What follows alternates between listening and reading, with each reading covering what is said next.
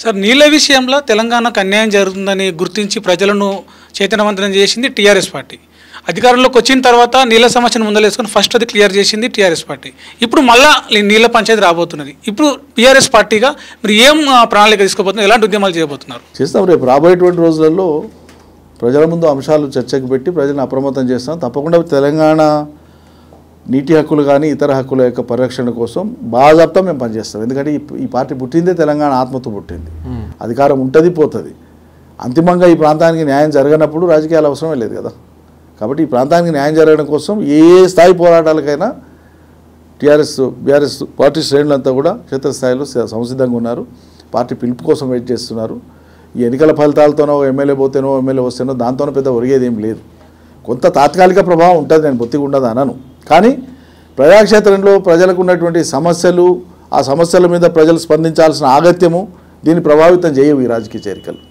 Sir, మీరు irrigation ప్రాజెక్టులు అన్ని కంప్లీట్ చేసినామంటున్నారు. ఇప్పుడు బర్నింగ్ నడుస్తున్న ఇష్యూ సీతారామ ప్రాజెక్టు నిన్న వాళ్ళు ఒక పంపు ట్రయల్ రన్ చేసి వాళ్ళు మాట్లాడింది ఏంటంటే బీఆర్ఎస్ పార్టీ పట్టించుకోలేదు, ఈ ప్రాజెక్ట్ కంప్లీట్గా పక్కకు పెట్టి వచ్చిన 6 నెలలనే రాజీవ్ సాగర్ మేము చేసిన ఏదైతే రాజీవ్ సాగర్ ఇందిరా సాగర్ ఉంటేనో దాన్ని మార్చేసి రీడిజైన్ చేసి 20,000 కోట్ల అవినీతికి పాల్పడ్డారని చెప్పేసి వాళ్ళు నిన్న ఈ వారం రోజుల నుంచి జరుగుతున్న ఇష్యూ ఇది.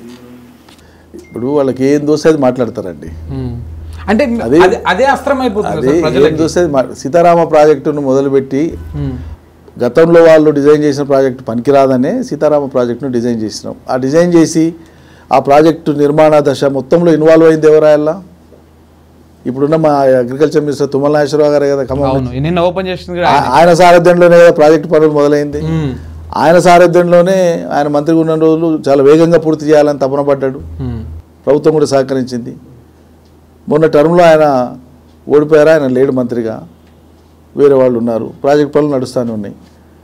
ప్రాజెక్ట్ పనులు నడవబట్టే కదా మీరు ట్రయల్ రన్ చేశారు. ప్రాజెక్ట్ నడవకపోతే మీరు ఎట్లా చేస్తారు? పనులు పూర్తి కాకపోతే మీరు ఎట్లా చేస్తారు? 20,000 కోట్లు ఖర్చు చేయండి, అవినీతి ఎట్లా జరుగుతుంది? అయితే ఇదంతా వన్ వే కమ్యూనికేషన్ అవుతున్నది. ఇప్పుడు వాళ్ళు అలిగేషన్ చేస్తున్నారు, వదిలేస్తున్నారు. మీరు దానికి బీఆర్ఎస్ పార్టీగా మేము ఇది చేసినాము అని పర్ఫెక్ట్గా కౌంటర్ బ్రదర్. వాళ్లకు ఒక అభివృద్ధి మీదనో నిజంగా ఒక తార్కికమైన అంశాల ప్రాతిపదికనో వాళ్ళు చర్చ చేస్తూ పోతే మనం జవాబులు చెప్పొచ్చు. నేను దినాం బాబు పట్టగాల్సిన ఏమీదే వేస్తా, నువ్వు కడుక్కో అంటే అది దానికి అంతు అంతు ఉండాలి కదా.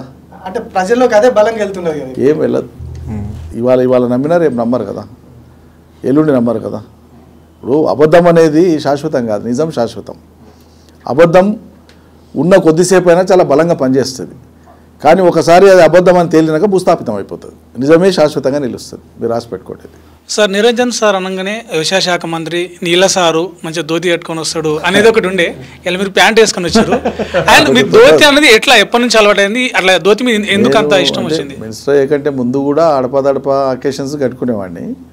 మినిస్టర్ అయినాక నాకు రెగ్యులర్ కట్టుకోవాలనిపించింది. మీరు లాయర్ ఉన్నప్పుడు ధోతి కట్టుకుని పోయేటోళ్ళు? లేదు. అంటే ఖాదీ దానికి మీరు చైర్మన్గా చేసారు అప్పటి నుంచి? దాని లేదు. నేను ఎమ్మెల్యే గెలిచిన తర్వాతే పంచి అలవాటు చేసుకున్నాను. కాకపోతే ఎమ్మెల్యే గెలిచే కంటే ముందు ప్లానింగ్ బోర్డు వైస్ చైర్మన్ ఉన్నప్పుడు ఎక్కువ వైట్ లుంగి కట్టేది గ్రామాలకు పోతే. నైట్ హాల్ చేసేది కాబట్టి కంఫర్టబుల్ ఉంటుంది. ఇంకోటి రైతులలో కలిసిపోతాము, ఆ ఓనర్షిప్ వస్తుంది. వాళ్ళు కూడా కొంచెం ఓన్ చేసుకుంటారు. నాకు కూడా అది స్వాభావికంగా ఇష్టమైనటువంటిది. వైట్ షర్టు, మెడ మీద టవల్, లుంగి వేసుకుంటేనంటే నడవడానికి ఈజీగా ఉంటుంది. ఈ చెమట రాదు, ఉక్కపోతాకి ఇబ్బంది ఉండదు, ప్రశాంతంగా ఉంటుంది. అది కాటన్ డ్రెస్సులు కదా, ఇబ్బంది ఉండదు. అట్లా దాంతోనే పంచనే కడతాను.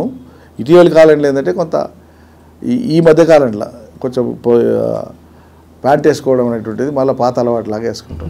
సార్, మామూలుగా మిమ్మల్ని కొంతమంది నీళ్ళ సార్ అంటారు, కొంతమంది నిరంజన్ సార్ అంటారు. మీకు బాగా దగ్గర ఉన్న వాళ్ళు వకీల్ సాబ్ అని కూడా పిలుస్తారంట, లీడర్ సాబ్ అని కూడా కొంతమంది మీ ఫ్రెండ్స్ ఎక్కువ మంది వకీల్ సాబ్ అంటారంట. అసలు మీకు ఎట్లా పిలిపించుకోవడం ఇష్టం? మామూలుగా పిలిచినా మీరు ఎట్లా పిలిచినా నేను పలుకుతా. సార్, ఇంకొకటి, ఎవరైనా ఇబ్బందుల్లో ఉంటే మామూలు ఎవరైనా డబ్బులు సహాయం చేస్తారు, ఇంకొకటి చేస్తారు. బట్ నిరంజన్ రెడ్డి గారు రైతులు ఇబ్బందుల్లో ఉన్నారు అని అంటే వాళ్ళ ఇంటికి ఒక జత ఎద్దులను పంపిస్తారు అనేది ఒకటి. ఎందుకు అట్లా? ఎందుకు? అది నాకు ఏదన్నా చేసే పనిని ప్రచారం చేయడం నాకు ఇష్టం లేదు. వాస్తవం చెప్పండి. అంటే కనీసం చేసిన ఎందుకు ఆలోచన ఎందుకు వచ్చింది? ఎవరు చేయరు అట్లా. ఎవరైనా డబ్బులు ఇస్తారు లేదా ఇంకేదైనా చేస్తారు, కానీ అట్లా పడదప్పి చాలామంది చేస్తుంటారు. దాంట్లో నేను కూడా ఒకటి అనుకోండి. నేను ఒక్కడే ఏం చేయను డబ్బులు ఇచ్చేది. మనకు కలిగిన కాడికి సాటి మనిషికి ఏదైనా ఆపద వచ్చింది, ఇబ్బంది వచ్చింది, ఎవరు పిల్లలు మెడిసిన్లో సీట్ వచ్చింది, ఓ 10,000 తక్కువ ఉన్నాయి సార్ అంటే ఏదో మనకు కలిగిన దాంట్లోకి వెళ్ళి తీసిస్తాం, ఓ 20,000 తక్కువ ఉన్నాయంటే ఇస్తాం, లేదా ఇంజనీరింగ్ వచ్చింది, లేదా హాస్టల్కి పోయేది ఉంది, లేకుంటే ఫలానా స్పోర్ట్స్ వచ్చింది విదేశాలకు పోవాలి సార్, లేవు సార్. ఇటువంటివి జెన్యూన్ ఉంటాయి కొన్ని. కొద్దిపాటి మనం ఒక చేయేస్తే వాళ్ళ జీవితం నిలబడుతుంది. అటువంటి సందర్భాలు ఉన్నప్పుడు ఏరి కోరి వాటికి సాయం చేసేవాళ్ళు. లాస్ట్ తాడి కలిస్తే పంట వస్తుందో ఇప్పుడు చేస్తుంటాను. నాకు కలిగిన దాంట్లో ఉన్న దాంట్లో శక్తి ఉన్న కాడికి. నాకేదంటే మాకు పశువులు ఉంటాయి రోడ్లో, సంవత్సరానికి అవి పిల్లలు పెడతానే ఉంటాయి. పశువులు మీకు తెలుసు కదా, సంవత్సరానికి ఒక 30-40 దాకా వితరణ చేస్తుంటాం. 30-40 దాంట్లో పెంచుకునే వాళ్ళకి ఆవులు ఇస్తాం, వ్యవసాయం చేసుకునేటువంటి రైతులకు కోడిదొళ్ళు ఇస్తాం. అది చాలా సందర్భాలు ఏమవుతుందంటే కొన్నేమో రైతులు మాకు అవసరం ఉంది సార్ మేము కొట్టుకుంటామంటే పట్టిస్తుంటాము. ఒక పర్టికులర్ ఇన్సిడెంట్లు ఏంటంటే ఎడ్ల బండి నీళ్లు తాగడానికి పోతే చెర్ల గుంత ఉండింది, వంగి తాగేటప్పటికి ఆ బండి బరువు ఎక్కువై ముందుకు తోసింది ఎద్దులను. ఆ ఎద్దులు కాస్త ముందుకు పోయేటప్పటికి ఏమైందంటే గుంత ఉన్నది, వండు కోసం రైతులు గతంలో గుంత పెట్టినారు, ఎక్కువ డెప్త్ ఉన్నది. ఆ డెప్త్లకు పోయే వరకు అవి ఊపిరాడక చచ్చిపోయినాయి, నీళ్ళలో మునిగి చనిపోయినాయి 2 ఎద్దులు. అది పత్రికలలో వచ్చింది, మా వాళ్ళు ఫోన్ చేసిండ్రు, ఆ వీడియో కూడా పెట్టారు. అదంతా చూసి నేను పోయి పరామర్శిస్తే సేద్యం చేసుకొని బతికే రైతు, నాకు ట్రాక్టర్ తెచ్చుకొని బతికేంత పెద్ద రైతు కాదు. అంటే అప్పటికప్పుడు నేనే అనౌన్స్ చేసి మా దొడ్లకి వెళ్ళి 2 కోడలను పట్టించిన, కాడి నిలబెట్టాలని. అంతే, కాడి పడిపోవద్దని ఓ రైతు యొక్క కాడి పడిపోవద్దు అనేటువంటి ఒక ఏకైక సంకల్పం. అది ఎక్కడ పని చేసినా ఏం పని చేసినా మనకు చేతనైనంత చేస్తాం. నాన్ పొలిటికలే. సో నిరంజన్ రెడ్డి సార్ ఎలాంటి పరిణామాలు ముందుంటే సంతోషంగా ఉంటారు, సో ఎట్లాంటి సిచ్యువేషన్స్ ముందుంటే కొంచెం బాధపడతారు? అంటే మనుషులు నిజాన్ని అర్థం చేసుకొని నిజం వైపు నిలబడితే నేను ఎక్కువ ఆనందపడతాను. మనుషులు తమకు తెలియకుండానే అమాయకంగా మోసపోతుంటారంటే అది నాకు ఎక్కువ దుఃఖం కల్పిస్తుంది. అయ్యో ఈ స్థితి తప్పకుండా. సార్ మీరు ప్రభుత్వ కార్యక్రమాలని వినూత్నంగా కళ్యాణ లక్ష్మి, షాదీ ముబారక్ చెక్కులు చెరువు కట్ట మీద పంచి రాష్ట్ర వ్యాప్తంగా అంటే అందరి దృష్టిని ఆకర్షించారు. ఆ చెక్కులు చెరువు కట్ట మీద పంచాలని మీకు ఎట్లా ఐడియా వచ్చింది? మీదేనా లేక మీరు ఎవరైనా సజెస్ట్ చేసినారా?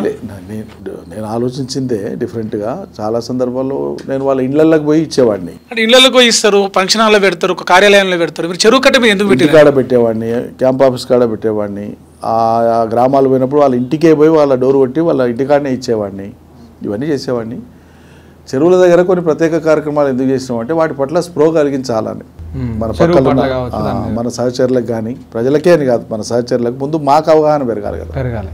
సో ఒక చెరువు అనేటువంటిది తెలంగాణకి ఎట్లా ఆధారమైంది ఒక 1000-1100 సంవత్సరాల కాలంలో, దాన్ని ప్రొటెక్ట్ చేసుకోవడం ఎట్లా మన బాధ్యత, కాపాడుకోవాలి. చెరువు అనేది తలనీలాలు ఇవ్వడానికో, పదవుతులు జరుపుకోవడానికో, లేకుంటే తాగి తిని ఆడ ప్లాస్టిక్ కవర్లు చెత్తాచెదార వేయడానికో కాదు. ఇది ఒక పవిత్రమైనటువంటిది.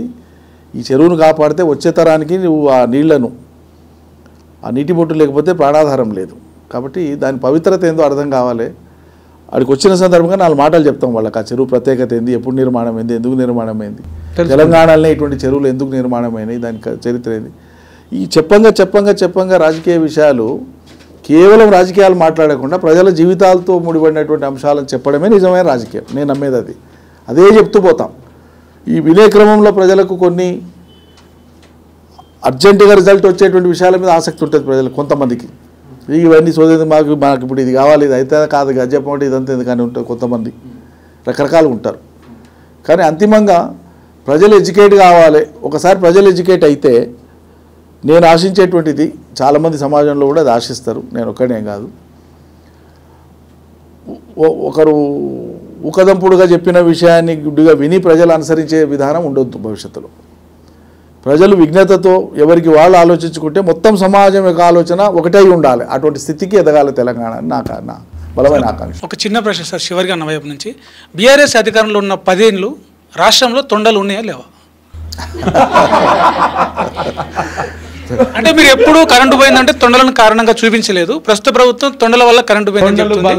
మీరు అధికారులు ఉన్నప్పుడు తొండలు లేకుండా చేసిరా? ఏమన్నా ఉపాయం ఉందా మీ దగ్గర? చెప్తే గవర్నమెంట్కి ఉపయోగపడుతుంది, మాకు సామాన్యులకు ఉపయోగపడుతుంది. ఇది ఇంత ఒక మాట మాట్లాడేటప్పుడు తర్వాత జనం నవ్వుకుంటారేమో అనేటువంటి సోయి లేకుండా మాట్లాడేది ఏం చేస్తాను చెప్పండి.